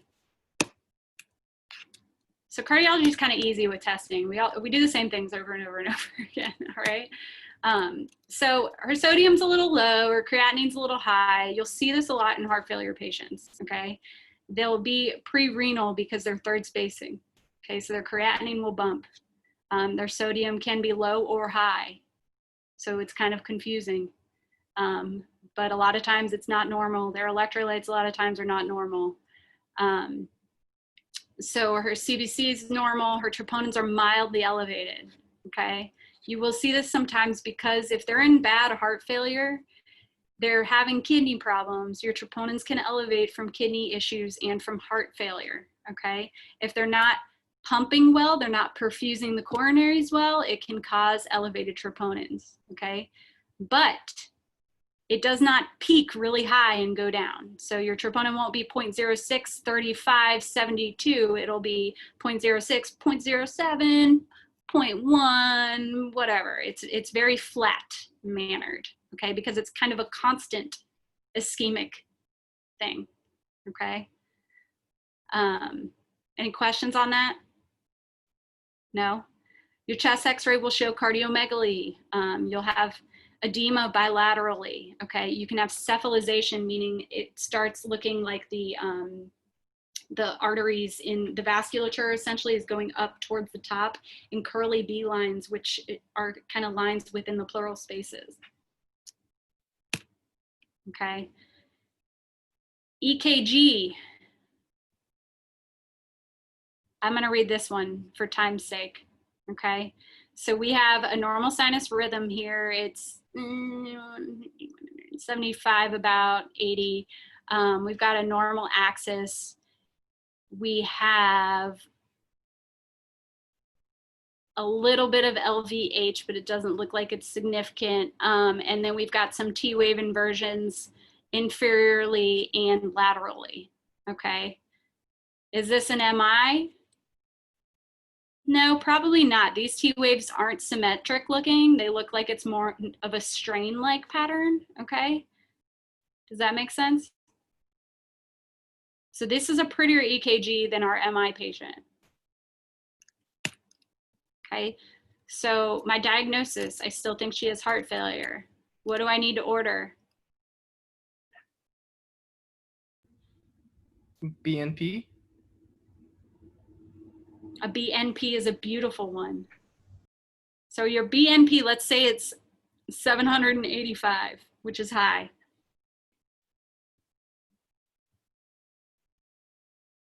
What else do we need to order? I would order an echo to check the ejection fraction. Perfect. Okay. So your echo shows that the EF's 35. She's got global hypokinesis, meaning the whole ventricle is kind of just bleh, given up. Okay. She's got mild mitral regurgitation and tricuspid regurgitation. A lot of times on patients with low EF, you'll have some sort of regurgitant murmurs because the whole heart is essentially stretched. Okay. And what happens is the valve then stretches open with the heart. And so you'll have regurgitation. Okay. Your right atria is also dilated for the same reason. Okay. Your left ventricle is stretched and your right ventricle is stretched. Okay. So then the blood backflows and it stretches the atria. Okay. So what's your diagnosis? Systolic heart failure. Okay. She's got a problem with the pump. All right. So now we're going to get into heart failure. This is the stuff that everybody gets so confused about, and I understand why, because it's very confusing. Okay. There's two types of heart failure: systolic, diastolic. Okay. Systolic heart failure means the heart pump is not pumping. Your ejection fraction is low. Okay. So a normal ejection fraction is 55. Okay, not 100%, it's 55. Okay, it's half of normal. So 35% is low. That's about half of a normal EF. Okay. Diastolic heart failure, your ejection fraction is normal. Okay. And you'll see these terms, HFrEF and HFpEF. So HFrEF is reduced ejection fraction, so low. HFpEF is preserved ejection fraction, so you're normal, okay? So systolic CHF causes are your cardiomyopathies, okay?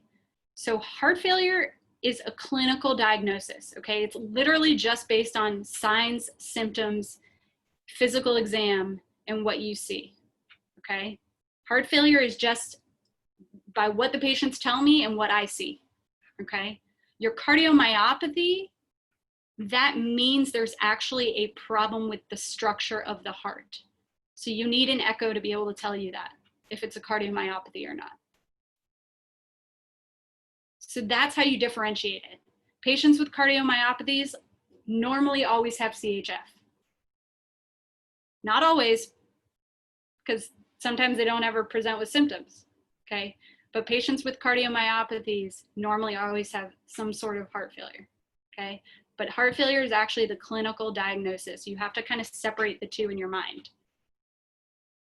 Make sense? Okay, diastolic heart failure is problems with the relaxation of the heart, okay? So diastolic means the pump is normal, it's pumping fine, but it's not relaxing okay. Okay, so I'm pumping at a normal percentage of 55%, but I can't relax. So that's where your tachyarrhythmias come in. So I'm pumping. I'm not relaxing, so I'm not getting enough blood flow out. So you can get heart failure that way. Backs up, okay? Eventually, a tachyarrhythmia can cause systolic problems. So if somebody sustains an AFib with rapid, say it's AFib in the 150s, 200s for almost a year, eventually your heart gives up and says, I can't do this shit anymore, I'm done, okay? And it just says, all right, I'm gonna dilate. So tachyarrhythmias can cause systolic heart failure as well. Same with hypertension, okay? Diastolic, number one cause of diastolic heart failure is hypertension and left ventricular hypertrophy, okay? The ventricle thickens, it can't relax enough, you're pumping against this hard, essentially, artery because you're hypertensive. So you're trying to constantly pump against this pressure, and then eventually your heart, so it doesn't relax correctly, number one, and then eventually your heart will dilate and cause systolic problems, okay? So remember, these are kind of interchangeable eventually, but the only way to tell the difference between the two of them is the EF, the ejection fraction. Valvular disease can cause diastolic problems and eventually, with time, systolic. Renal failure is normally always a diastolic problem, okay? So if a patient has kidney disease, that can cause a diastolic heart failure. If you're pumping against those bad kidneys constantly, diastolic heart failure, and the kidneys aren't even filtrating the blood correctly, okay? Hypertrophic cardiomyopathy, same thing as hypertension, okay? You're pumping against that that chunk of muscle, essentially. Constrictive or restrictive pericarditis is the heart is essentially enclosed in a capsule and it can't relax correctly. Cool? Anybody having questions on that? No? All right. So it can be right-sided, left-sided, or both. So they may ask you this, okay? The big thing is the most here we go, gotta go back. Most common cause of right-sided heart failure is left. I highlighted this in red because you will probably get tested on this. What's the most common cause of right-sided heart failure? Left, okay? It starts backing up, the left side of the heart backs up so much, it eventually backs into the right side and the right side gives up as well, okay? The way to differentiate between the two are the symptoms. So left heart failure will cause you pulmonary edema and congestion. It backs into the lungs. Right-sided, it causes edema, JVD, it backs into your legs and your lower extremities. Make sense?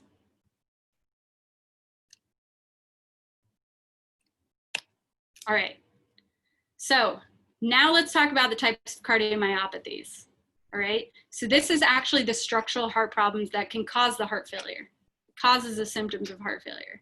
So myocardial ischemia and infarction, as we talked about, that's the most common. You'll have multiple dilated cardiomyopathies, which we'll talk about. Valvular heart disease, okay? Toxin-induced chemotherapy, always consider patients on chemotherapy. Alcohol-induced, cocaine-induced cardiomyopathies. Congenital heart disease, I'm not going to get into it because I'm not a pediatric PA and I don't like that stuff, but congenital problems, tachyarrhythmias, so that can cause cardiomyopathy eventually. And then there's also your high output cardiomyopathy. So your thyrotoxicosis can cause heart failure. Pregnancy, okay, you'll have peripartum cardiomyopathies, Paget's disease, chronic anemia if it's very severe, that can cause cardiomyopathies. Any questions? All right. So dilated cardiomyopathy causes, the number one cause is ischemic, so heart disease. Okay, the patient had an MI, the heart muscle died, it's not pumping right anymore. Okay. Peripartum cardiomyopathies, so people during pregnancy, before or even after pregnancy.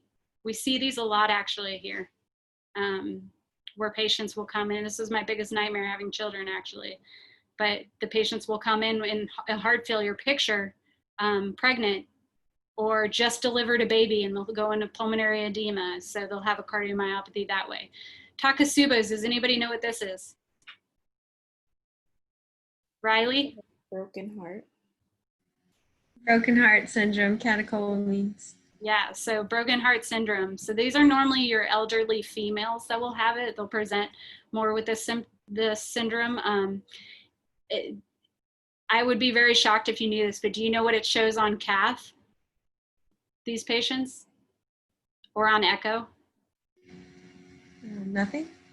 No, it'll show, so it'll show, yeah, the cath will be normal. You'll have normal arteries, okay? But the ventricle, if you look at the ventricle on the catheterization or on the echo, it'll show what's called apical ballooning, okay? That's kind of just a little tidbit. So the apex kind of balloons out. And that's why it's actually called Takotsubo's, because it looks like Takotsubo's like an octopus net, and that's what it looks like in Japan. Anyway, so infectious. So a sequela of myocarditis can cause a cardiomyopathy, okay? This is a big concern actually with COVID right now, is so people are coming in with myocarditis and low EFs, and the concern is that it's gonna cause long-term mortality problems with these patients because they're actually gonna have some sort of sequela of it. Okay, this is the new world we are all living in, unfortunately. So it's kind of important to note that. So HOCM is hypertrophic cardiomyopathy. So those are your thickened septums, okay? Restrictive cardiomyopathies, so your amyloidosis. This one is actually becoming more and more common. So always think about amyloidosis if you have heart failure, okay? Sarcoidosis as well. So amyloid essentially is protein deposits in the muscle that causes it to not pump correctly. Okay, sarcoid is it's essentially little nodules that are forming within the heart muscle, okay? AVRD is arrhythmogenic RV dysplasia, and so this is a genetic disorder, so they'll always have some sort of family history of this, or sudden cardiac death, essentially. But that, what happens is your right ventricle, it's only on the right side. Your right ventricle will actually, the muscle dysplasia, it's I don't even know the term for it. So it's like the muscle essentially looks like trabeculae, okay? And it's not built correctly, okay? And it helps, the RV kind of dilates, and it actually causes more ventricular arrhythmias, okay? So a lot of times these patients will come in with syncope or cardiac arrest, okay? Toxin-induced, always worry about alcohol and cocaine. Chemotherapy, big one. So anthracyclines, your doxorubicin, your daunorubicin, and your Herceptin or your trastuzumab, okay? So patient on chemo, always think cardiomyopathy if they have heart failure. Any questions? All right, how much time do I have? Okay, so should we do anything else to this lady? Yeah, we got to treat her, right? Okay, so would I consider an ischemic workup on her? Absolutely. 50% of people with cardiomyopathies have heart disease. So yeah, let's do a cath or a stress test on her. Always think about that, okay? Is that gonna be on your test? Probably not, but you can. This is important to know. Cardiomyopathy workup, okay? So why does this lady have a low EF? I gotta figure it out. I have to rule out all these causes. Wait, where am I? So I got to rule out all these causes, guys. So we got to figure out, if it's not ischemic, is she pregnant? Does she have broken heart syndrome? Does she have that apical ballooning? Is it because of myocarditis that she had? Does she have HOCM? We got to rule out all these things, okay? So how do we treat this? I would give her diuretics for her edema, and then start her on an ACE inhibitor. Good. The answer's up on the screen. So, so yeah, diuresis, you want to start on your loop diuretics, okay? Those are your things that really make people pee, okay? It helps to get all that extra fluid out of her. She's got edema, she's got crackles, she's got pulmonary edema as well. So we just got to get her peeing this out. Diuresis is helpful for symptoms, not long-term mortality, okay? So this isn't going to help her ejection fraction get better. It's just going to help her feel better and her to be able to function in life, okay? Beta blockers. So there's only 3 that are proven to help cardiomyopathies: carvedilol, metoprolol, succinate, the long-acting one, and bisoprolol, okay? These 3 drugs are the only ones that are proven to decrease mortality on these patients.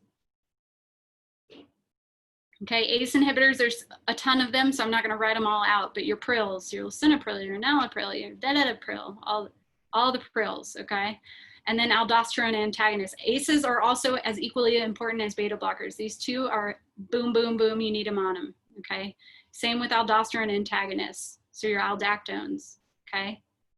This helps offset your hypokalemia as well for your diuretics, okay? So this increases your K. That's a big one. They may ask this on the test. I hate drug questions, but aldosterone antagonists increase your potassium. This one decreases it, okay? So these kind of help offset each other. If you're placing a person on a loop diuretic, always place them on potassium as well. Stay away from calcium channel blockers with heart failure, okay? Not good for it. All right. So should I give this patient a defibrillator? This is getting complex now. Nikisha, do you know? If she needs a defibrillator? Yeah. I wouldn't think so. Okay, so why am I even asking that? Don't people with defibrillators, people that get defibrillators, they have cardiac arrest, right? Another indication for a defibrillator is actually a low ejection fraction, okay? So patients with low EFs, because their heart is so dilated, they have a much higher chance of cardiac arrest, VTVF arrest, than the rest of the population, okay? So we do these for primary prevention of cardiac arrest on some patients, okay? Would this lady get a defibrillator immediately? Not necessarily, but it is something we do need to think about, okay? Would that be like a defibrillator that she wears? So good question. I didn't want to get too deep into that. So because I know you're not going to get tested on it, but yes, there are called wearable defibrillators, which are life vests. Okay.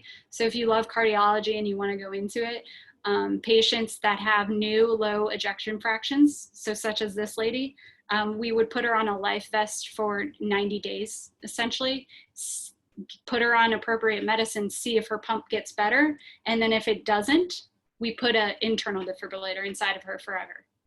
Okay. But that's why we don't immediately just stick a defibrillator in anybody unless they had cardiac arrest. Okay. So it's called primary prevention. So we're preventing it before it happens. Cool. This is also people, you have to talk to them too. Like I have to have conversations with these patients and say, hey, I mean, do you want to die of a cardiac arrest? Because if not, then we'll do this. But to me, a cardiac arrest is a pretty good way to go if I'm 80 years old. So you have to have those conversations with patients. Make sense? Cool. All right, so long-term education. So this is super important. Heart failure patients come back in all the time with heart failure. It's a balance game. They're either in renal failure because you're drying them out too much, or in heart failure because they're too wet. So heart failure is a huge balance, so you need lots and lots of close follow-up with these patients. We see our patients every week until we get them stabilized, okay? So they see us within a week of them getting out of the hospital. So educating these patients and explaining to them, you need to weigh yourself every day. You need to not eat salt. You need to only drink 2 bottles of water a day. Those are huge, huge things for these heart failure patients, okay? And as you get out into the field, you'll notice it more and more. It's a big, big deal. We have a whole team of people at our practice that actually just deal with the education on heart failure, okay? Because it is such a big deal, essentially. Any questions? All right, moving on. Doesn't look like we're gonna get to EKGs. I know you guys are probably really happy about that. But anyway, so next case, Mr. High Risk. Patient's a 55-year-old male with a history of hypertension, CAD, tobacco abuse, who presented to the office today because he has been having right lower extremity pain. 2 months, he walks about a mile, starts getting burning sensation in his right calf. When he stops, the pain goes away with some time. Pain has been worsening and happening more frequently with less exertion, but still continues to go away with rest. He's got associated tingling and numbness of his leg when he feels the pain. Vital signs are stable. His physical exam, he's got decreased pedal pulses, right low extremity, posterior tibialis pulses decreased as well. He's got some hair loss around his right ankles and some dependent rubor. Does anybody want to explain what dependent rubor is? Anybody know? You hang your leg off the bed and it turns red. It turns bright red, yeah. And then you lift it up and it's pale and white again. So what do you think this guy has? Peripheral arterial disease. Beautiful. So he's probably got PAD, okay? Other things on the differential are venous insufficiency, some diabetic neuropathy. Patients will complain of leg pain as well.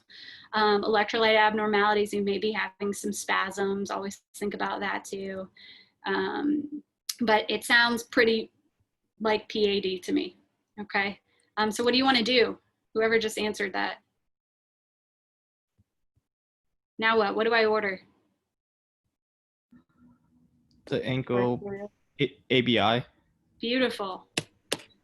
So you get your labs just to make sure that he's got electrolyte imbalances normal or blood disorders. You want to rule out any anemia or cancers or anything like that. And then you get your ABIs, okay? So basically what you do is you take your brachial artery pressure and your posterior tibialis, dorsalis, your lower basically ankle pressure essentially, and you divide them, okay? If you can see on this chart, which I actually can't see right now because there we go. If it's above 0.9, it's normal. If it's lower than that, you likely have peripheral arterial disease, okay? So you do each side depending upon the symptoms. This guy, he's having right-sided discomfort, so I would primarily do his right side, but it's a non-invasive test. We can do his left side as well just to check. But if it's abnormal, then what we can do is arterial Dopplers. So you can actually do a Doppler of the arteries to see how the flow is working, okay? If you want from there, if you're still thinking, yes, this is PAD, we can do some more advanced imaging, okay? So CTA, so you can do a CT angio of the arteries to see actually where the lesion is blocked, okay? You can do an MRA to actually see where those lesions are blocked as well. Or you can just say, you know what, I know this guy has PAD, I'm gonna set him up for an angiography and he can get a stent while he's in there, okay, or a balloon. So the doctors can actually go in there and look and fix the lesion all at the same time, okay? Heather, you're telling me I can do any of these things. What's the answer on the test? Honestly, your answer is gonna be, what's the question? It's PAD possibly, let's get some ABIs and we'll go from there, okay? Because all of these are dependent upon the location of the artery and what we wanna do with it. Does that make sense? Yeah? So they're not going to go too deep into that. But angiography is also curative. So keep that in mind, okay? It's not only diagnostic, but it's curative. So we can fix the artery while we're in there. It is invasive, but it's curative, okay? So treatment, risk factor reduction. So tell him to stop smoking. Tell him to fix his hypertension. Reduce his lipids. If he's got a wound, okay, peripheral arterial disease, when it's bad, you can get arterial wound ulcers, okay? So always get some foot care. If they're diabetes, you wanna make sure they're always seeing some sort of foot doctor as well. Weight loss, if they're a big dude, that can always cause problems with the arteries as well. So you wanna always get them at a normal weight, get them exercising. So big thing, you would think you don't want them exercising because they're having pain, but a big thing to fix this is actually having them exercise, okay? Because you want the flow to get through as much as possible, okay? The less it flows through, the more likelihood they are of getting an ulceration or getting a gangrenous toe or something of that sort, okay? So consistent, moderate exercise is very important in these patients. Does that make sense? And that's not the same for heart problems. If they're having chest pain, you don't want them exercising, okay? So that's kind of where it's kind of counterintuitive, okay? Phosphodiesterase inhibitors are also helpful. Cilostazol or Pletol, okay? You'll see Pletol sometimes. That will help with the discomfort and will actually help with the artery dilation. Antiplatelets, if they get a stent, if you know they have PAD as well, you're gonna want them on aspirin, okay? Same with statins, okay? Arterial disease is arterial disease is arterial disease. So if it's in the heart, if it's in the legs, if it's in the brain, you're gonna always want them on a statin and an aspirin, okay? So if it's a clog in the artery, statin, aspirin. Make sense? Okay. Endovascular surgical intervention, so you can do the angiography, or if it's high up, so say if it's in the iliacs or the aorta, that's going to be more of a vascular surgeon's job. So they're going to go in and fix it and they can do endovascular intervention. Okay. Next.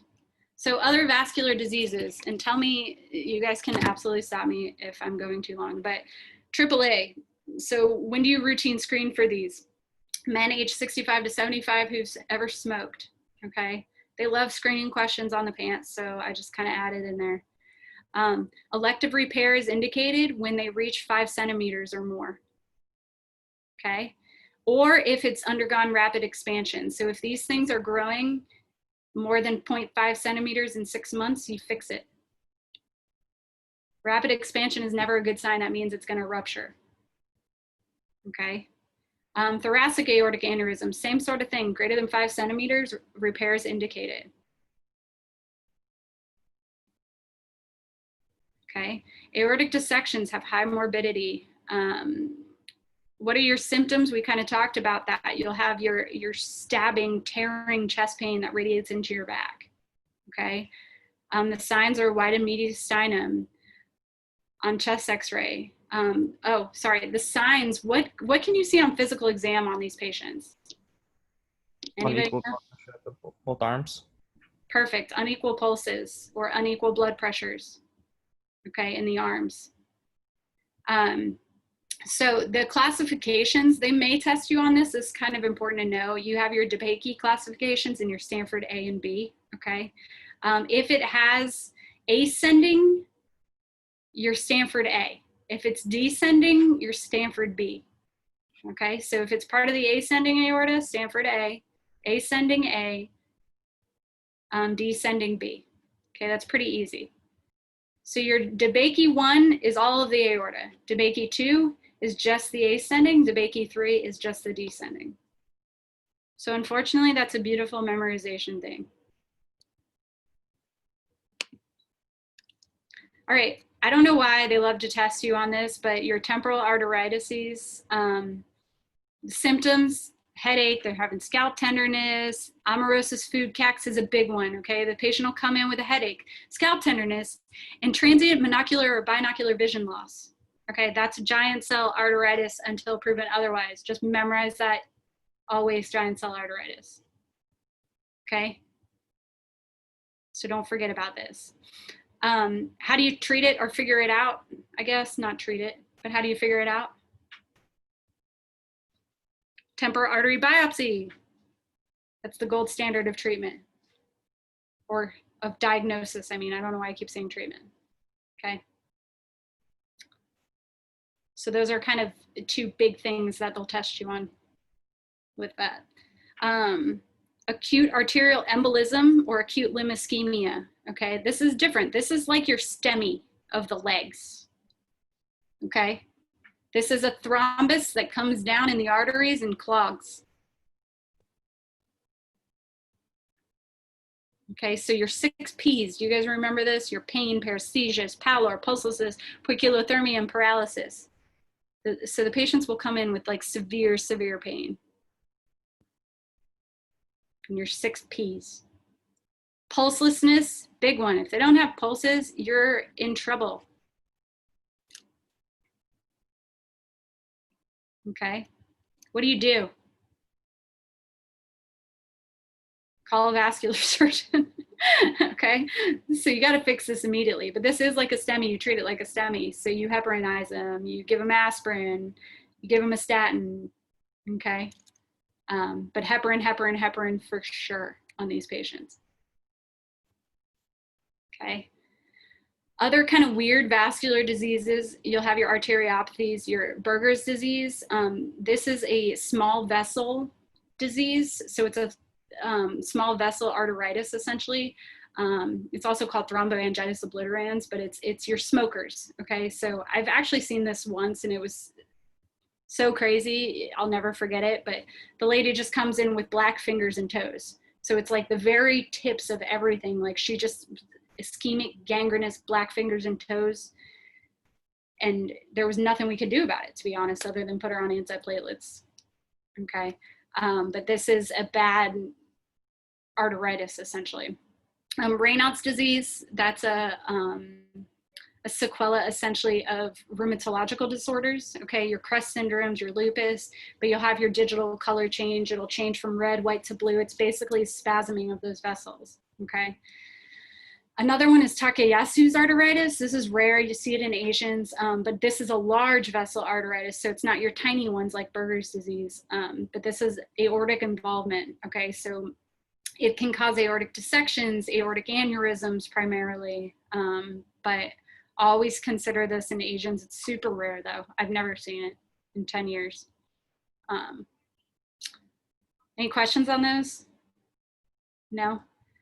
So venous disease. So now we're flipping over essentially. So venous insufficiency, they'll complain instead of your claudication type of pain, they'll complain of dull, achy heaviness, fatigue in your lower extremities. They'll be brought on by standing, so they'll be dependent essentially, and they'll have brownish of the skin essentially above your ankles. So they can have browning of the skin. How do you treat it? Compression and leg elevation. You can also do venous ablations. If they have severe venous varicosities and stuff, there's all different types of venous ablations now that they do.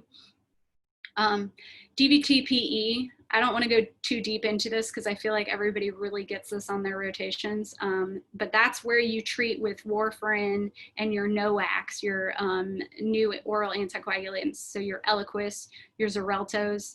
I'm not sure if they'll test you on those now. I'm sure they probably will because they're so ingrained in our therapy now. I hope they do, to be honest, but that is where you do your anti-XA inhibitors and your vitamin K inhibitors, such as warfarin, okay? Superficial venous thrombophlebitis. This always happens essentially from a catheter, so you'll have a red, tender, swollen cord, and you treat it just with heat compresses and NSAIDs. This is not a need for anticoagulation. Anything superficial, you don't need to anticoagulate. Okay. Any questions? Do you guys get 100% now on the pants in cardiology?